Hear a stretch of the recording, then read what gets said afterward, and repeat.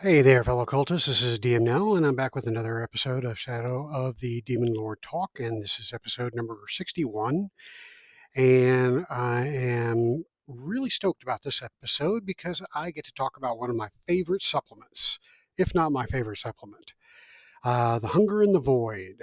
And this baby is just a joy to read from start to finish. I've got the actual paperback book here, and I've got the digital copy. And this book is just fantastic. Now, if you are not running Shadow of the Demon Lord in the core setting, then some of this book is not going to really apply. But most of the book will. You can port most of the stuff that's in this book into any campaign setting, but there is a lot of core setting lore that's in this book. So it is it's optimized for or DMs that are utilizing the core setting, like me. So this is good stuff. Once again, this is Robert J. Schwab's baby, and just to give some shout outs here. Kim Mohan did the editing, art direction by Kara Hamilton and Robert Schwab, proofreading, layout, and graphic design, Kara Hamilton, cover by Mirko Paganisi. That's a great cover. You've got this creepy demon thing ripping the eyes out of this portly gentleman.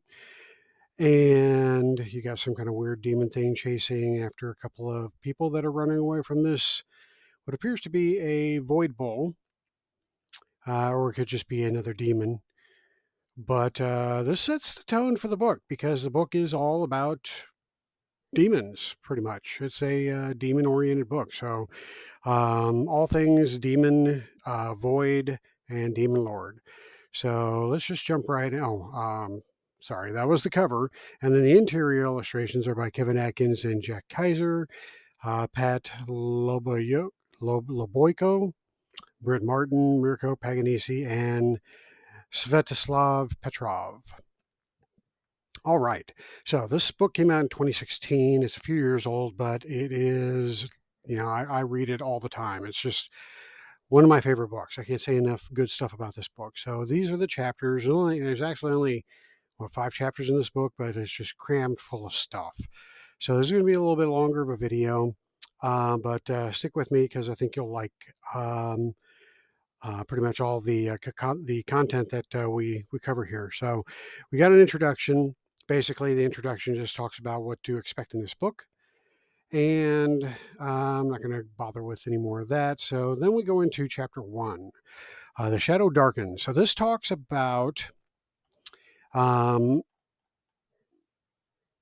the void, how it intrudes into our world, and how that manifests into shadows of the demon lord, which is the shadows of the demon lord are already kind of covered in the core rulebook, but this book expands on them and actually gives campaign suggestions for each tier if you're running a campaign with one or more of the shadows. So the first section of this chapter talks about what happens when the void intrudes. So it kind of just explains what the void is and the difference between the void and the universe. So um, there's at the end of the book there is a more complete description of how the universe was born, but I'll give you a quick summary here because it pertains to this section. So at the beginning of the universe, basically, genies came in and started building the universe from bits of creation matter from the void, and they used the words of creation to create all the universes. Now, there's not just this universe. There's an infinite number of universes, all created by genies, and all of them exist inside the void. So the void is just that. It's a void that has nothing in it other than the universes that these genies built from the stuff that used to be in the void. And we'll get to more of that here towards the end of the book.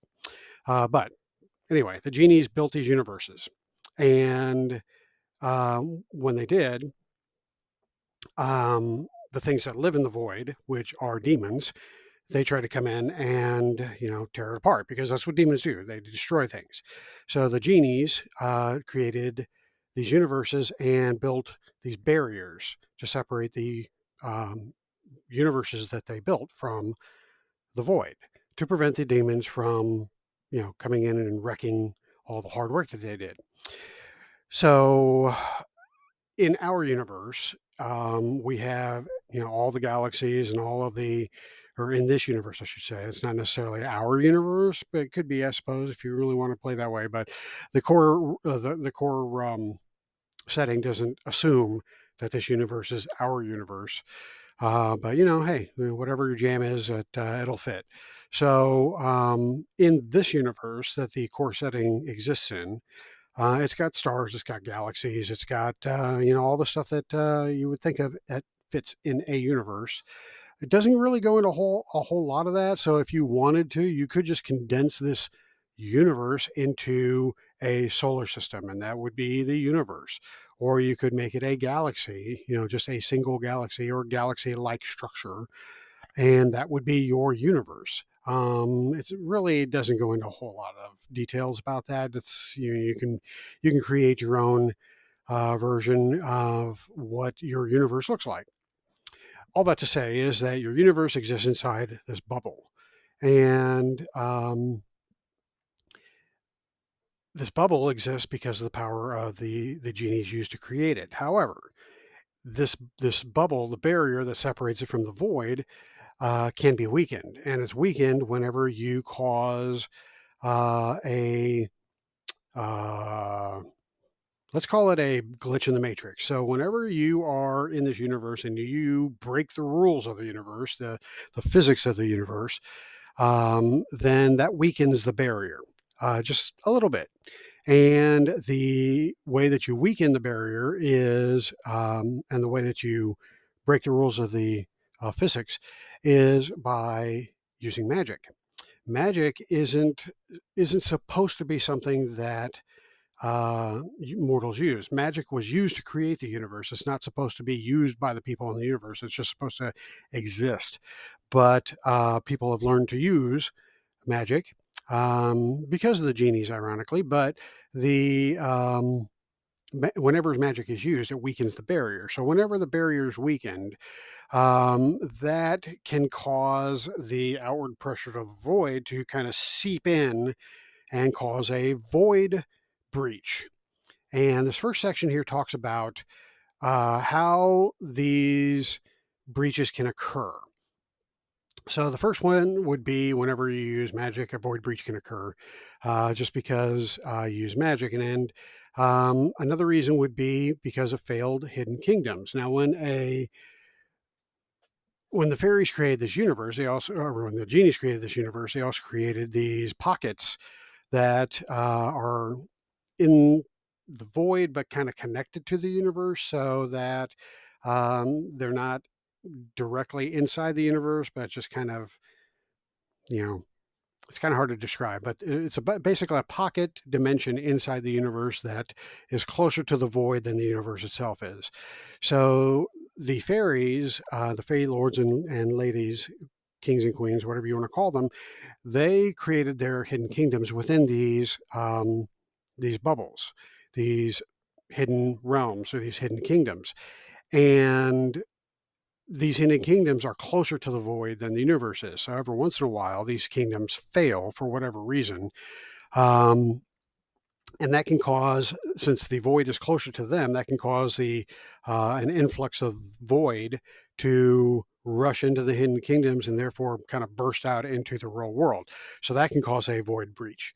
Another thing that can cause a void breach is rampant corruption. So you got a concentration of corruption in a certain area, then you can cause a void breach. An example of this that's cited here is the events that occurred during the reign of the Witch King. Witch King was uber corrupted, um, and summoning demons left and right, and so that caused a lot of corruption, and so there was void breaches that resulted as because of that. Dark magic also causes void breaches. So you use the Forbidden Tradition, or if you use the Curse Tradition, or any of those dark magic traditions, that weakens the barrier even more and can allow for a void breach to form. So it goes on to talk about what the void breaches are in essence, and what effect they have. And so there's some random tables here, because it wouldn't be a Shadow of the Demon Lord product without random tables. And these tables allow you to kind of either randomly determine, or you can just take from the tables what you want, what a void breach looks like and what comes out of it. So you've got this table here that's the duration of the void breach. It can be anywhere from 1 round to up to 1d6 years before the void breach is repaired or healed by the natural forces of the universe.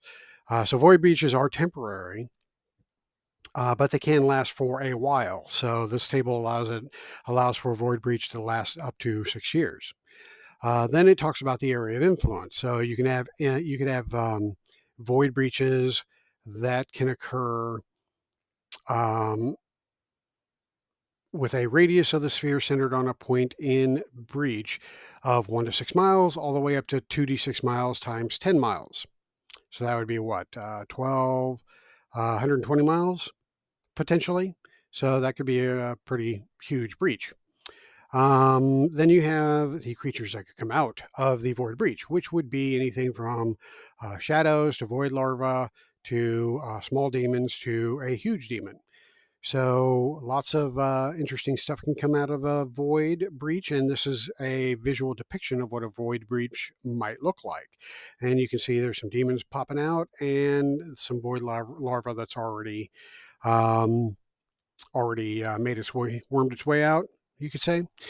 So this just kind of talks about void larvae, which are a monster that you find in the core rule book. But this description also includes the stat block for a void larva mob, as a void breach can cause a big chunk, or not a big chunk, but a big eruption of void larva to occur all at once, forming a mob. And that can cause a lot of problems. So this is the stat block for a void larva mob, if that is what you want your void larva or void breach to produce. All right, so the next part of this section talks about what happens when a void breach is sealed. Well, everything goes back to normal, except there is a stain that is left behind in the real world. And the stain is called a void stain. And basically, it is the aftermath of a void breach. And, that can be anything from, and again, there's a little table here that can determine what it is, but it can be anything from darkness to a zone of diminished magic or a zone of enhanced magic. It could be a blot of Voidtar, which is described here in a little bit. It could be a zone of warped reality, or it could be an area where people just hear whispers from the void, which can, be bad for them. So the darkness is described here. Basically, is what you might think. It's just kind of an area of darkness. Diminished magic talks about what that would be, and the impact game-wise that would have on creatures and characters. Enhanced magic, same thing, except for the opposite end of the spectrum, and then the Voidtar. Now, Voidtar is just kind of this black, gooey substance that covers the ground, and it can produce monsters. So it describes it here like Aether, which is something I talked about a couple videos back, which is part of the Glorious Death supplement. And the Aether is a substance that produces monsters. Well, this is similar to that, except Voidtar produces more demons than anything else. So it's got a table here of the different monsters that can be spawned from the Voidtar that exists, and the area that it covers is right here: square yard of ground covered in Voidtar can be cleared away. It talks about how it can be cleared away actually in this paragraph, but it can be cleared away by using celestial or fire attack spells. And it gives actual health stats for the Voidtar. So if you want to have it as a, you could have an adventure where this Voidtar exists, it's spawning demons, and your job is to get rid of it. Tells you how to get rid of it. Celestial or fire magic attacks. What else? Demon spawn. Okay, so this talks about how you can modify a creature to be a demon spawn. So it's got a stat block here that you can apply to an existing stat block. A demon spawn increases the difficulty rating of an existing creature by 2 steps. The creature gains a horrifying trait and changes its descriptor to monster. And then it's got all these things. It's got spell defense, which is a demon thing, and then it's got natural weapons. So let me see here. It's not really part of that, so I'm not really sure why it talks about it, other than maybe it's a side effect of one of these other items. But anyway, the demon spawn, if you want to use that, that's a pretty cool template to modify a creature with. All right, warped reality is another area or another side effect of a sealed up void breach. And like it says here, sometimes a void stain just mucks up reality. So things don't work right. You could have weakened gravity, you could have no combustion, you could have strong gravity, you could have an area that has just no air in it, you can have an area that's time distorted. So those are some cool things to really add some flavor to an area that was affected by a void stain. Whispers from the Void. So if you're in an area that has Whispers from the Void, basically you make some challenge rolls, and if you fail, you get some insanity because you just keep hearing these demons whispering in your ear all the time while you're in the area. So there you go. All right, next section is the Shadows of the Demon Lord, and this is what I mentioned before. These are covered in the core rulebook, but this goes into more detail and provides you some ideas for how to apply this to your campaign, or how to build a campaign around the existence of the shadows. So let's talk about the Black Sun shadow, since it's the first one here. So basically, the Black Sun is a blot that covers the sun, and it causes a demonic radiance to shine down on the world, which makes things bad. So in the starting adventure, you could have an unexpected eclipse, leaving astronomers baffled and filled with worry when it doesn't end. The illumination from the darkened sun casts everything in shadows. So everything goes, not quite dark, but, darker. Then you have the novice tier, where you have unnatural heat. So not only does this blot make things dark, which you would think would cause things to go colder, but no, it has the opposite effect. It actually makes things warmer. And so the temperatures begin to climb. Venturing outside during midday becomes an act of courage. Worse, the strange light blights crops and sickens animals during the hottest times of day. Characters traveling in the open are subject to the effects of exposure. So that's bad. And exposure is covered in the core rulebook on page 201. Then in the expert tier, it gets worse. The world burns. So several months of punishing heat have taken their toll. Rivers and lakes dry up, fields turn brown, and clouds of dust race across the landscape. Smoke from wildfires add to the inhospitable atmosphere. The risk of exposure starts in the morning and extends until late afternoon. During the morning and afternoon, characters make challenge rolls to avoid the effects of exposure with 1 bane, and rolls made during the midday are made with 2 banes. Any characters who take a penalty from health from exposure is badly burned and blistered. And then the master tier, you move from it just being hot to it being horrid radiation. And so The land becomes desolate and wasted. Survivors pick through the ruins for anything to help them survive.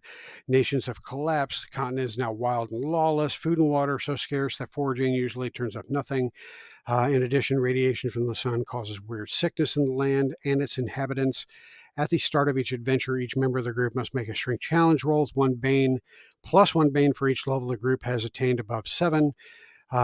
Character becomes poisoned on a failure, or takes minus 1d6 penalty to health if the character was already poisoned in this way. Buildings and aggressive. No, wait, that's balloon. Never mind. All right, so that's the end of the Black Sun. So as you can see, it kind of gives you the effects for each tier that your campaign is running in. So by the end, the world should be basically a desolate wasteland, very similar to, actually worse than Athos in the D&D world of Dark Sun. All right, so this section covers all of the shadows that were in the core rulebook and gives a similar campaign outline as the one I just read. So I'm not going to go through each one. I would love to, actually, because there's some really cool ideas in these, but I'll let you buy the book and go through that yourself. That ends the chapter 1. So chapter 2 goes into the Servants of the Void chapter, and this talks about the various Servants of the Void, starting with cultists. And the first cult that's described here is the Brotherhood of Shadow. It was featured in the Tales of the Demon Lord campaign, which was essentially the first campaign that was made for Shadow of the Demon Lord. And the Brotherhood of Shadows, even though it's called a brotherhood, there are women that are part of the organization. And it talks about the organization here as being widespread, but the cells don't necessarily cooperate with each other or really even have any interaction with each other necessarily. So even though they have kind of the same goals, they really just don't work as an organized group. So each cell is probably organized under the authority of the people that run the cells, but all the various cells across the continent don't necessarily work together. Now, each cell is run by a grandfather or a grandmother who is the highest ranking member of the Brotherhood. And then you have mothers and fathers, which are the next lowest, along with aunts and uncles. And so it's basically, and then you have brothers and sisters. So it's basically set up like a family unit, using those as titles as you rank up. So basically, the goals, the ultimate goal of the Brotherhood of Shadows, or its other name is also the Brotherhood of the Eternal Shadow, is to bring about the coming of the Demon Lord, or what they refer to as the Hunger in the Void. So the Brotherhood is trying to not only bring about the end of the world through bringing the Demon Lord here, but they're also trying to get on the Demon Lord's good side, and in hopes that the Demon Lord would elevate them to be his servants. Now, clearly they don't know what the Demon Lord is. Otherwise, they would know that that is pretty dumb plan. But we'll get into more of what the Demon Lord is towards the end of the book. But suffice it to say, these guys think that by doing all this bad stuff and opening a portal to the void that allows the Demon Lord to step in, that it will give them favor. So that is the why and the what of what they do. Now the next section here is joining the cult, and it talks about the process that membership drives produce or go through. A potential member has to go through, jump through a bunch of hoops and do a bunch of pretty nasty stuff in order to become a member. I'm not going to go through all that, but it's a pretty interesting read. And then it's got the stats of some of the members of the cult. So you've got the brother or sister of Shadow, which are the lowest members of the cult. Then you have the father and mother, which are the next level, along with the aunt and uncles. And then you have um, the grandmother and grandfather, which are not outlined out here. So that is the Brotherhood of Shadow. Oh, and I forgot to mention here the holy text for this cult is called the Apocalypticon, which is a great black book, 3 feet long, 2 feet wide, and 1 foot thick. Heavy iron chains with stout padlocks hold it shut. Iron plates wrapped in human skin serve as the book's cover, and rust bleeds through tiny rents and fissures in the poorly cured flesh. There's a special way that you have to open it, which is described next. And then it kind of goes on to talk about what happens when you actually possess the book and the powers that you would get, as well as the impact of just possessing the book, which can be bad. So that is the Brotherhood of Shadows. The next cult that's described here is for the group known as the Knights of the One True God. Now, this is like a splinter group from the cult of the New God, which is one of the newer religions out there. So this group kind of splintered off of that group, which already has a bunch of the cult of the new god already has a bunch of segments in it anyway. So this group kind of splintered off and is like off here, out here is a fringe group. And basically, they believe that the new god is the only god, and that any other gods out there are just false gods. Which the cult of the new god kind of believes that as well, but they're more tolerant of the existence of these other religions. The Knights of the One True God are not tolerant. Their job is basically to go out and squish any other religion. So that's pretty much what they do. So it talks about what you would need to do to join the cult and what a cultist looks like. And here's a stat block of a Knight of the One True God. Then talks about Vowel Keeper, which is a specialized knight of the. Oh wait, no. What is that? Okay, Vowel Keeper is a. Oh, okay, so it's a magic item. So Vowel Keeper is a leather belt adorned with short metal spikes on one side. It's worn usually around the thigh with spikes against the skin. The end of the belt is pushed through the buckles and drawn tight so that the spikes dig into the flesh. Certainly not a unique device. What makes the Vowel Keeper special is its power to make the wearer's mind clear so that they can focus on higher matter. So this is kind of taken off of a real world item that was featured in Da Vinci Code, I think. The movie and the book. They depicted that pretty clearly there. So yeah, there you go. So the next cult that is talked about is the cult of the Mother of Monsters, called the Mother's Children. So the Mother of Monsters is one of those religions just kind of popped up. Some believe that it originated with the dark gods pantheon. Um, some believe that it was originated through troglodytes. However, and I believe the troglodyte theory is what's described here. But if you look in the um,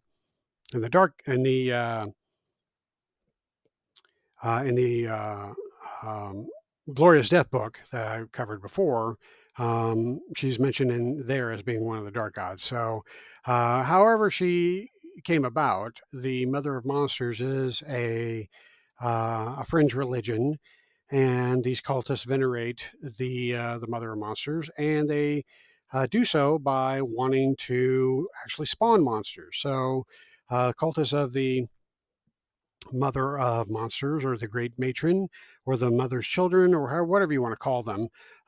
They actually, um, try to get pregnant, even the men, and give birth to monsters. And there's a way to do that. I'm not going to describe it here. It's through something called the seed spire, but it's kind of gross. So just read through that. I'm not really sure I would want to include this. I actually ran a Mother of Monsters campaign before this last one this last campaign that I ran, and I kind of sort of included this, but I didn't really go into a whole lot of details on it. Um, so yeah, just kind of read through it and form your own opinion there. All right, so Nameless. Nameless are is a cult. And these people believe essentially that religion is a system of lies perpetrated by the people who would profit from the weak and the poor. So they believe that religions are basically just man made constructs to take advantage of people. And so they are against all organized religions, and they do what they can to oppose them. So here's a stat block for a nameless cultist. And here's another magic item, which is the Banner of Faithlessness that helps them to get their job done. The next cult is the Cult of the Philosophers of the Glistening Prince. This is a weird one because I'm not really even exactly sure, even after reading through this a couple times, I'm not exactly sure what their goal is other than to um, they venerate this being known as the Glistening Prince. Doesn't really describe what it is, but in worshiping him, they kind of lose it and they start mutilating themselves. So this is a cult of mutilated people. They mutilate themselves in honor of this Glistening Prince. And it really doesn't really even go into why or what they're hoping to accomplish by doing this. I think they're trying to make themselves look like what they think the Glistening Prince looks like, or something like that. So they kind of go after the downtrodden and try to get the the people that don't go any other cult, I guess, into theirs. I don't know. Anyway, not my favorite cult. They're kind of weird, but read through it, see what you think. Um, they have an instrument of revelations as part of their cult. This is a blade carved from a single piece of bone, produces a shrill noise when used to cut living flesh. The knife was carved from the leg bone of a demon that remains trapped somewhere in this world, bound in chains and prevented from returning to the void. The weapon feels cold to the touch, and a faint odor of excrement wafts from it. That's nice to carry around. The philosophers of the Glistening Prince consider the instrument to be a relic of great importance, and they believe that when it is used in their rites, it reveals hidden truths. Whatever the fuck those truths are, I don't even know. All right, so that's a weird one. The next one is the Reavers of the Skull King. All right, so um, these guys are just nuts. They just want to destroy stuff. So the Skull King is their um, what drives their cult. They venerate the Skull King, and they just tear shit up. The Reavers grew out of a faction of the Dark God worshippers. Who came to believe that an apocalyptic event called the Reckoning was at hand, a time when Grimnir would come to Earth and to unravel creation and then return to paradise, taking worthy souls with him. So these guys are just trying to bring about the reckoning and get on Grimnir's good side. Um, I guess they can go back to paradise, or they can go to paradise after it's all said and done. So the Reavers came to call their lord and master the Skull King. Um, yeah. So these guys just go around tearing shit up, picking fights, that sort of thing. All right, Seekers of the Wandering Star. These guys venerate a star that appears in the skies above Earth every 8 years. So this wandering star, also called the Sword of Fire, the Doom Star, or the Eye of Grimnir. Is blazing red orb. Has a place in pretty much every religion because it shows up every 8 years. It's usually a dire omen or a portent of evil things to come. So these guys, they worship this wandering star. And so here's the stat block for a cultist. They've got a grand orrery. They present themselves as a legitimate institution. So you might actually find an organization in one of the cities like Lidge, who, the City of Wonders, where you would expect to find something like the Grand Orrery, which is basically an observatory. So that is one of the lesser intrusive cults, but a cult nonetheless. All right, so what else? The last cult that is described in this book is the Sisters of the Blue Hand. Now, I just ran a campaign with Sisters of the Blue Hand, and this is a really neat cult. These are all women because if you try to become a Sister of the Blue Hand by imbibing what they refer to as the nectar of the Night Maiden, then if you're a dude, you kind of go crazy. But if you're a woman, then you gain the powers of a Sister of the Blue Hand. And the secrets of the Lady of Sighs, which is the creature that they venerate, or the being that they venerate. Her secrets are revealed to the sisters. So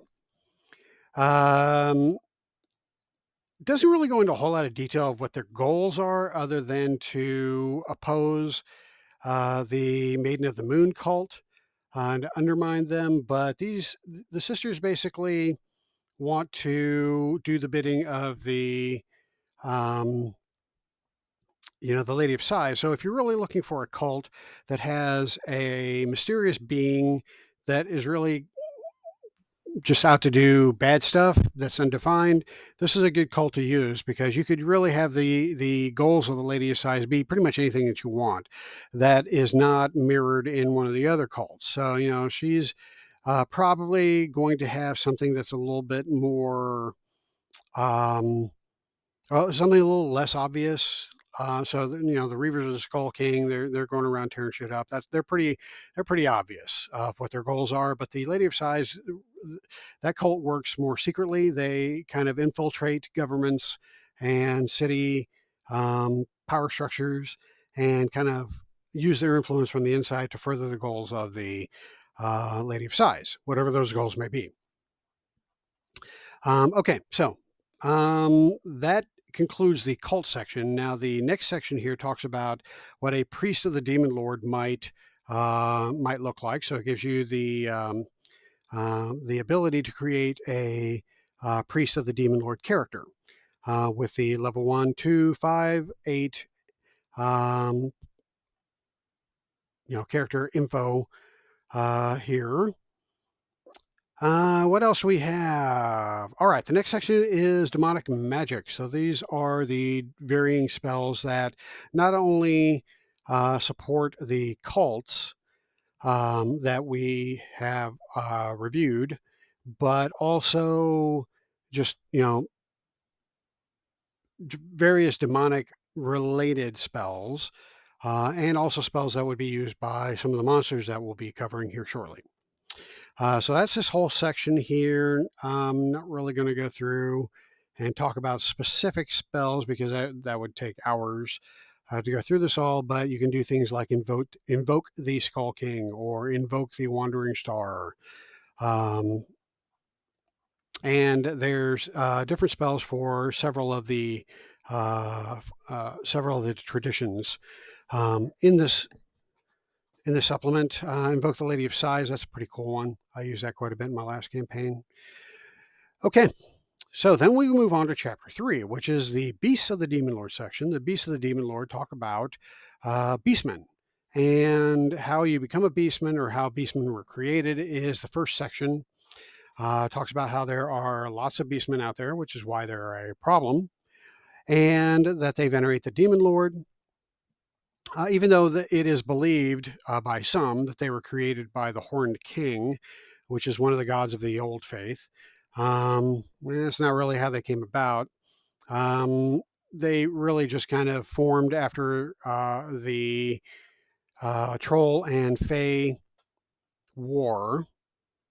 Just kind of fucked up the world by using all kinds of bad magic, and some of that seeped into the world and changed some of the first people into beastmen.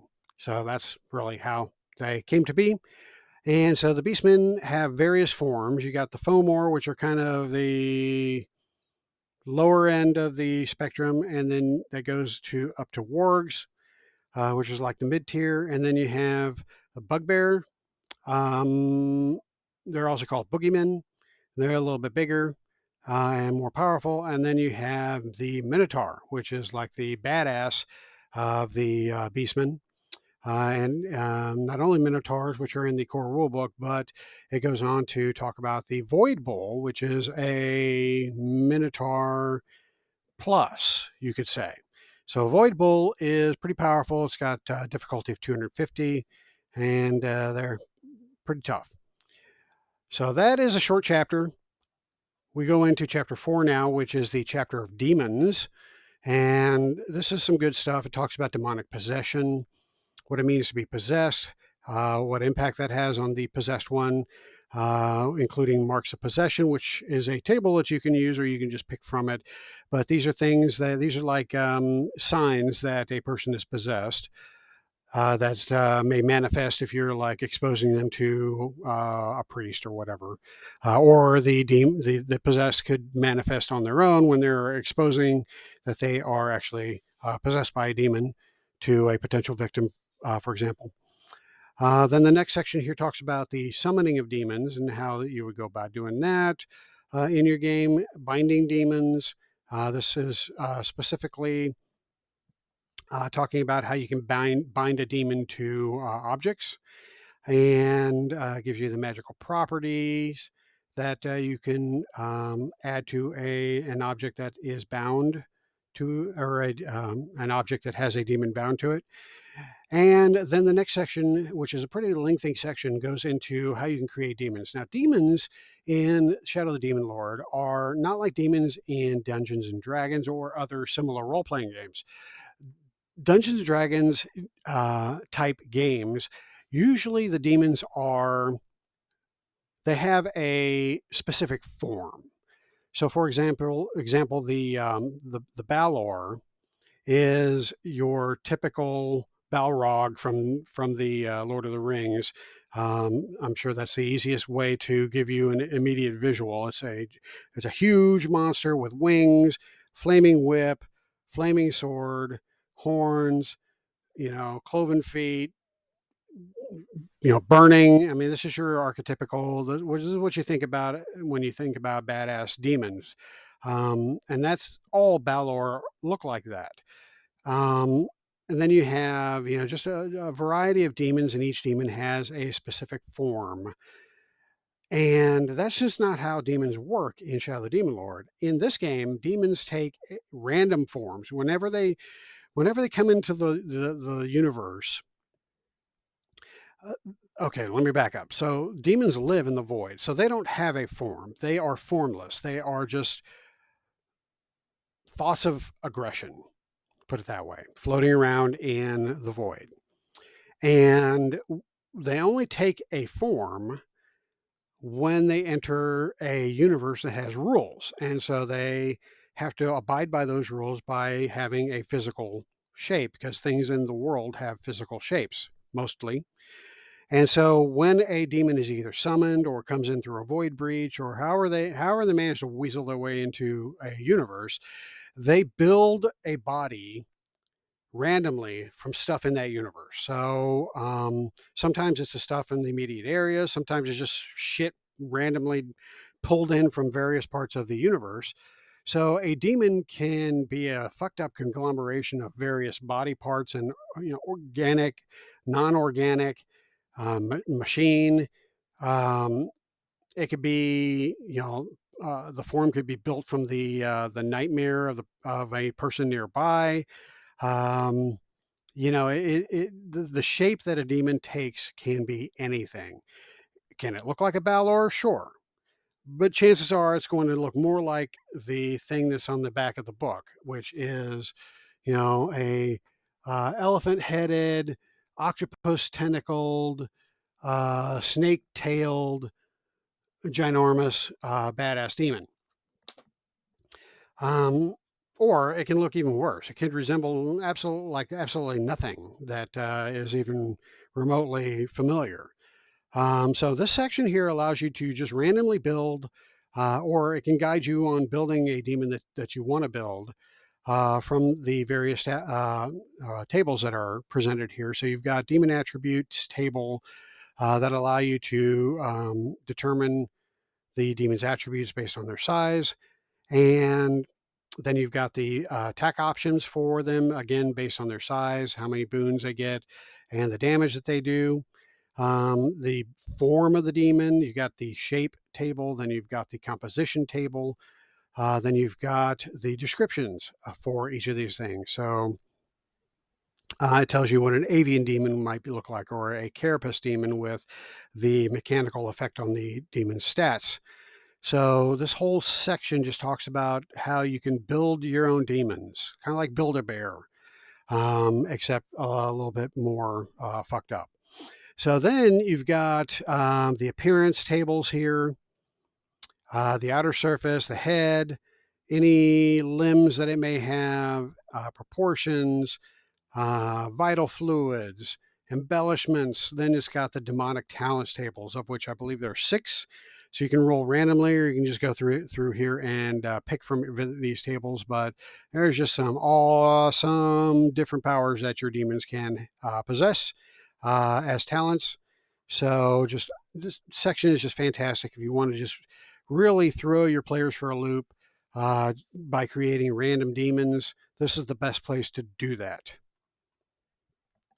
And then after that whole section, you have the demon prince section. So you've got, normal demons that don't have a specific shape or form. They just kind of build it. But then you have demon princes. Now, demon princes are demons that they have existed in a universe or multiple universes for a real long time. So they've kind of like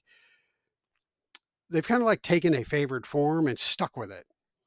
And since they're so old and they've perpetuated so long, they're really powerful. So this gives you the generic stat block of a demon prince, which, as you can see, is probably one of the most powerful creatures that have been presented in this game thus far. It's a difficulty 1000. And I think the only other thing I can think of that has a difficulty of 1000 are the servants of the Witch King.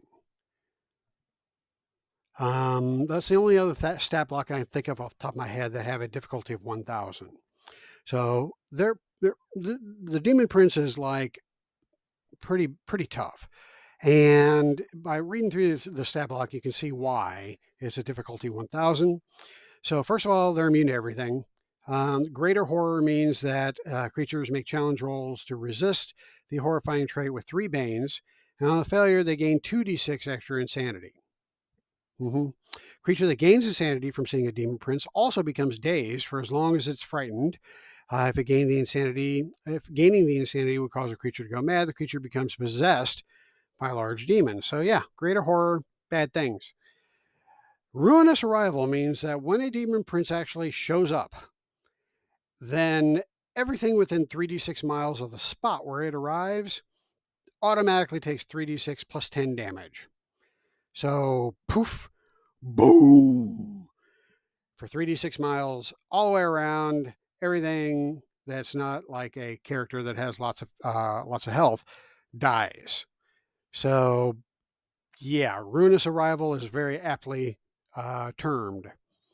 In addition, each creature within range gains 2d6 insanity if they survived, and must get a success on a will challenge roll or gain 2d6 extra insanity. So yeah, Ruinous Arrival is bad news for any town or city or center of civilization that a demon prince arrives in. Greater spell defense, a demon prince takes half damage from spells, just like normal demons do. But the challenge rolls to resist attack spells are made with 3 boons, and creatures attacking a demon with spells make their attack rolls with 3 banes. And demonic shadows basically range outward for a radius of a mile around the demon prince. So everything goes dark for a mile around the demon prince. Then it's got Frenzied Attack, Demonic Roar. Demon Prince can use an action or triggered action on his turn to loose a roar. Each creature that's not a demon within a mile of the Demon Prince that can hear the roar must make a will challenge roll with 1 bane. On a failure, a creature becomes frightened for an hour. On a success, it becomes immune to the Demon Prince's roar until it completes a rest. Then it's got Demonic Summons. It can summon demons, as you would think. Void Step, just like normal demons have Swift Spell, it can use a triggered action on its turn to cast a spell. It's got Power of 8, so it can cast up to rank 8 spells. And then it's got some spells suggested here. But this book came out in 2016, and I would suggest pulling out the Occult Philosophy book, as it has rank 8 spells that you will definitely want your Demon Prince to possess. And then you have the end of round abilities, which include Call of the Demon Lord. Each creature that's not a demon and is within long range of the Demon Prince must get a success on a strength challenge roll with 3 banes or be moved 3d6 yards towards the Demon Prince. If an affected creature was flying, it falls. Epic Recovery, it's got that. And Epic Adversary, it's got that. So then it goes into notable demons. So we've got the Destroyer of Worlds, which is, I think, depicted here. Basically a creature that emits it's an enormous 30-foot tall creature. It looks like a corpulent human of indeterminate gender. A single baleful eye bulges from the center of its face above a great slack maw. As it wanders, rivers of excrement fall from its cavernous anus, painting the world black with the remnants of whatever it devours. I actually had the Destroyer of Worlds in my Tales of the Demon Lord campaign, and it manifested somewhere close to the desolation, and it made its way to crossings, and that entire journey it left a river of excrement that is still there to this day. And I've got it actually marked on my campaign map. The next demon prince that is described and by the way, each demon prince can modify the stat block. You can modify the stat block to specialize or to customize the stat block to that specific demon prince's idiom. So, you might want to put, for the Destroyer of Worlds, you might want to put something in there that, the river of excrement does something special while the Destroyer of Worlds is there. Like maybe it eats through the earth and creates a chasm as it makes its way towards the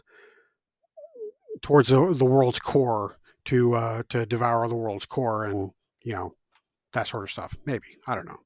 And when the Demon Prince is gone, then the river excrement stops eating through the world, but you still got a river shit. Okay, so there's that. Then you got the Failure in Flesh. Failure in Flesh is basically a big ooze that bubbles into the world. It's living creature within range of its Ruinous Arrival trait must get a success on a strength challenge roll with 1 bane or become diseased. So it's a disease maker. That's what the Failure in Flesh is. Then you've got the Lord of Undeath, which is a dreadful being from the depths of the void. Lord of Undeath eclipses the moon when it appears and descends to the world's surface as a writhing clot of darkness. It turns into a towering humanoid skeleton.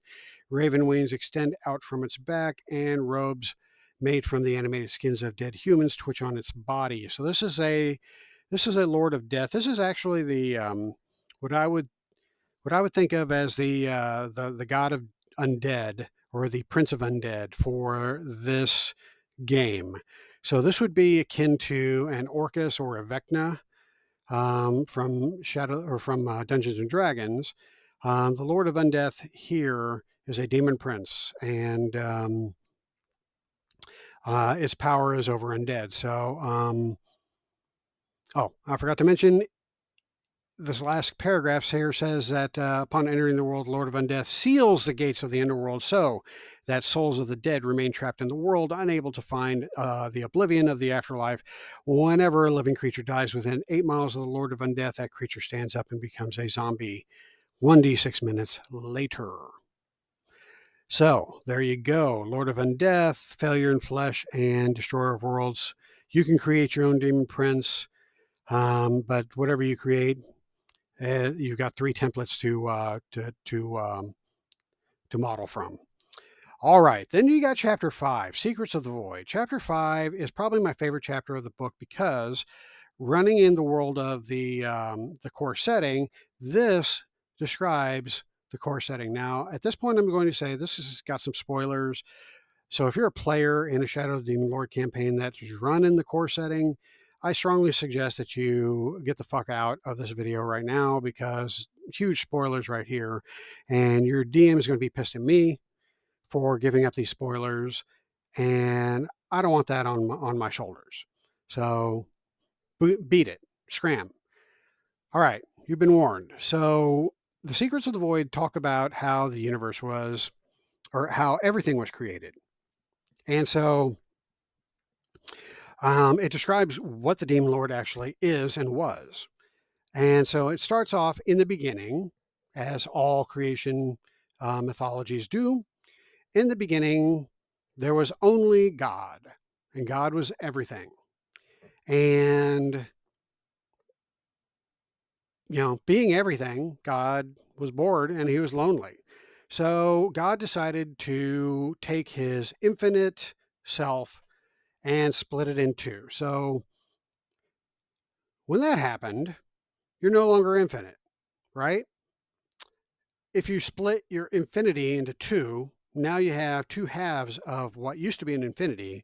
So you have created within yourself a finite structure that are composed of two halves. One is God and the other is the demiurge. So now God had a companion, but the demiurge wanted more, because it was a being of creation and it wanted to create things. So it created the genies, and it said, genies, go make stuff. And so the genies said, okay.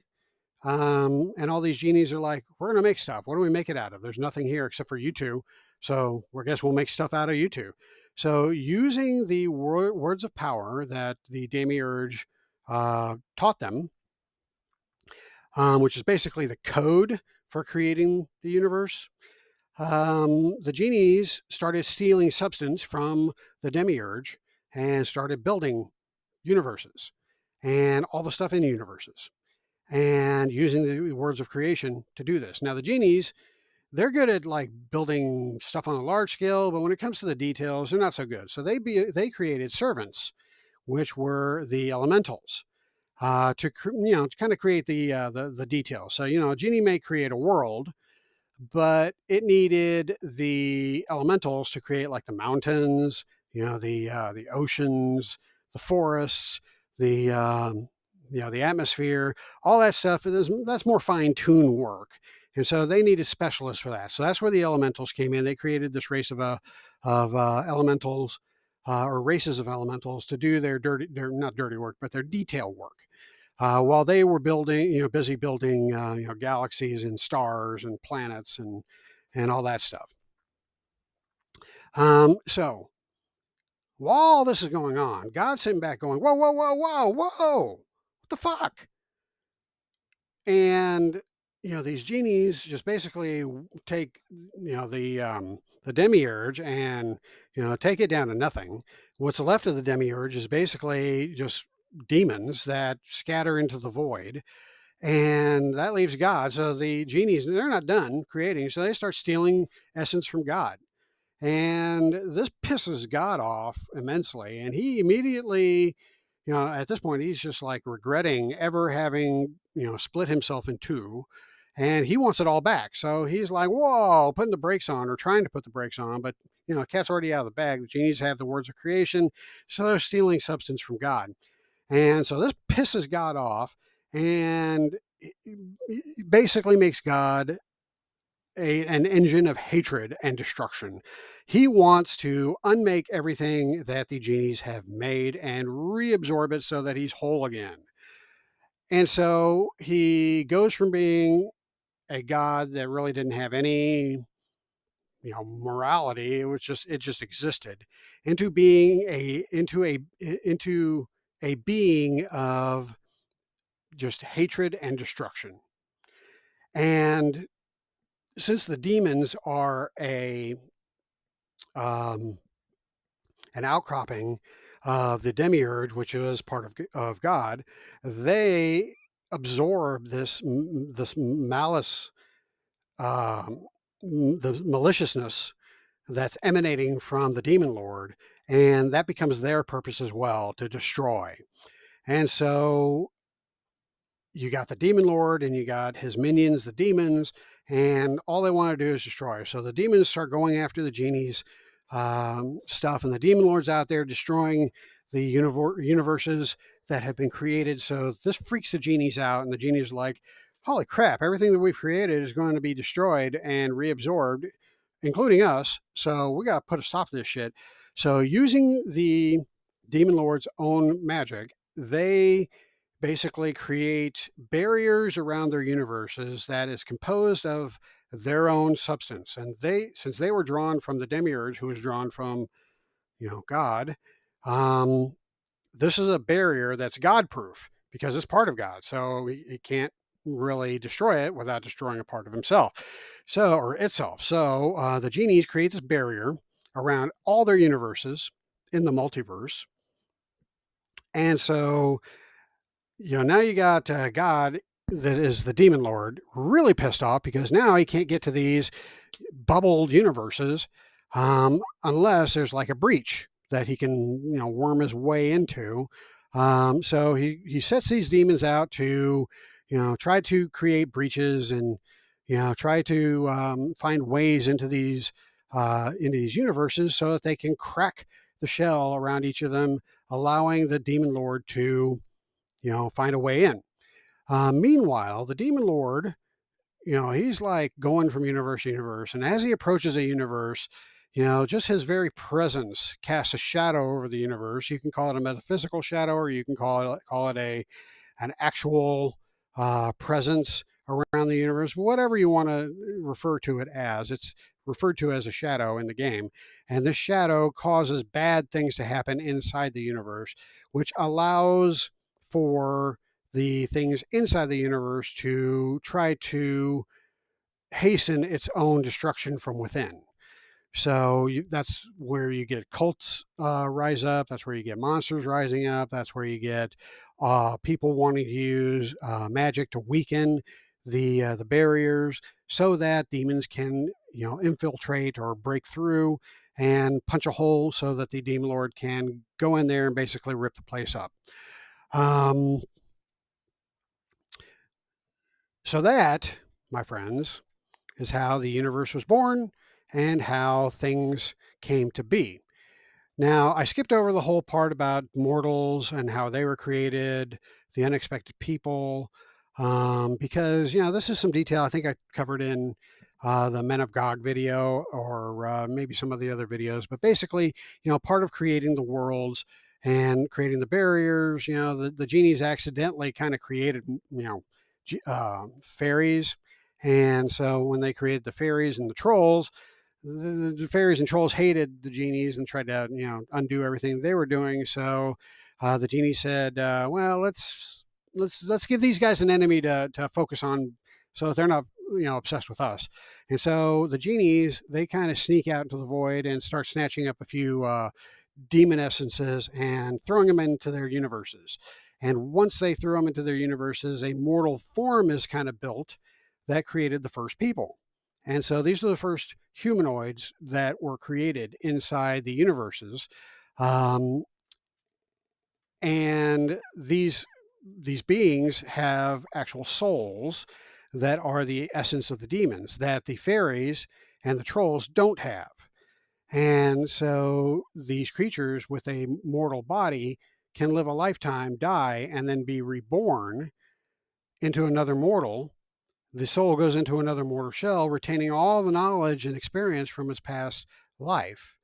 And so over time, the mortals could become more powerful than the fairies and the trolls. So the fairy lords and ladies and queens and kings decide, they don't want these, new kids on the block to usurp their power. So they create this whole structure of, um, with the cycle of life that when a mortal dies, their soul is sucked into the underworld where it spends an indeterminate amount of time losing its memories, and then it is spit back out into the mortal world in a new baby body, and it doesn't remember anything from its past life, and so it's basically a clean slate to start all over again.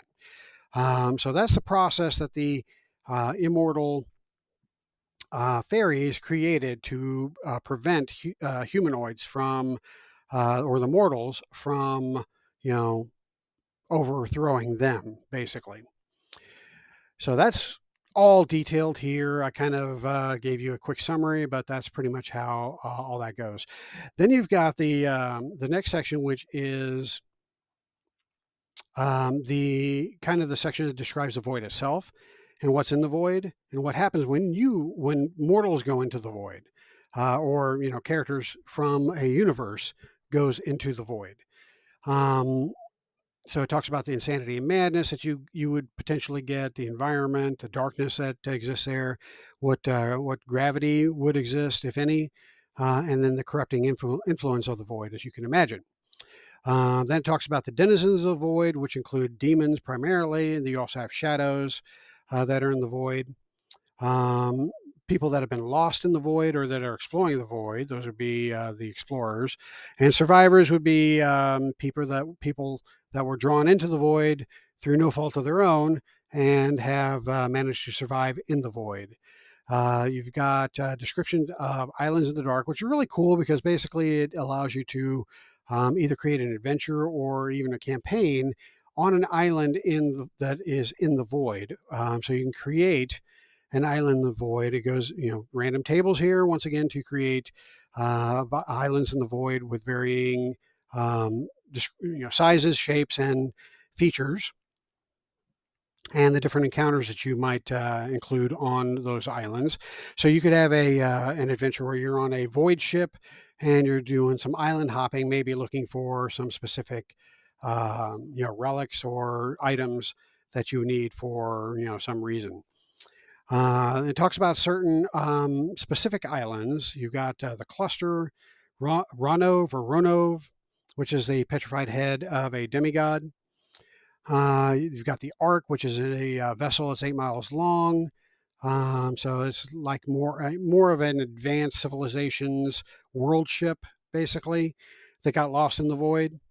You got a clotted river, which is, it says here, resembling a vein pulled from the body of some gigantic being. The clotted river is a tube of translucent flesh through which semi-coagulated blood, bones, and filth flow. The vein ranges in diameter from 1 mile to 100 miles, and dotting its surface are queer orifices through which one might enter and explore what lurks inside. No one has ever found its beginning or its end, but horrid things make their homes in the foul flow.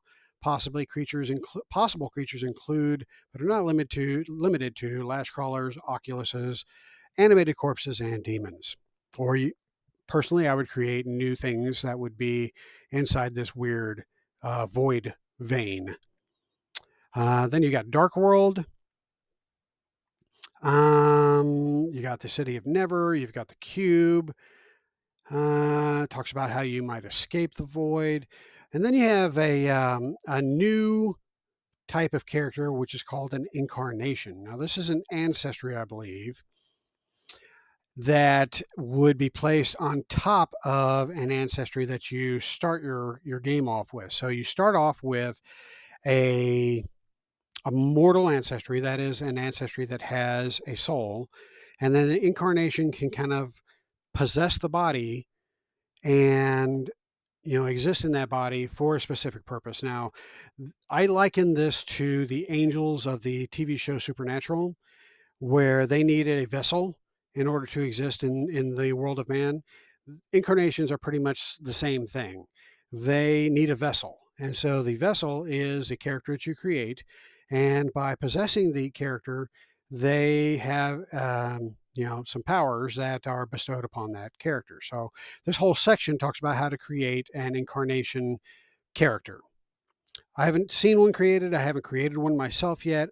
I would like to see one in action because they read pretty cool, but they also read very complicated. As you can see, you've got a lot of stuff here. So I think if you're going to be a player running an incarnation, you're going to need to really know your stuff. So that is pretty much the end of the book. So the back cover has that wonderful drawing of the elephant demon I was talking about earlier. Love that painting. And yeah, there you go. So this book, as all Shadow of the Demon Lord books, are available on DriveThruRPG. I'm not sure if that's still the price point out there, but if it is, it's well worth it. Like I said, probably my favorite supplement and probably my second favorite book in my entire Shadow of the Demon Lord catalog. So this is a fantastic buy. I can't recommend it more highly. Hopefully this video has been useful if you're thinking about buying this or why you would want to buy this. If your campaign is not going to be so focused on the void and demons and that sort of thing, this book may not be too useful for you. But it's still a fun read. I would still buy it because, like I said, I've read through it numerous times, and I just love reading through it. It just gives me all kinds of ideas.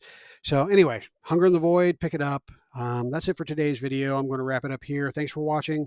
If you like my video, give me a like in YouTube. Leave a comment if you want to talk about your own experiences using this book, or any other comments that you might want to make about me or my videos or anything else. And that helps me become more visible out there in the YouTube world. So with that, I'm going to let you go, and I will catch you in my next video.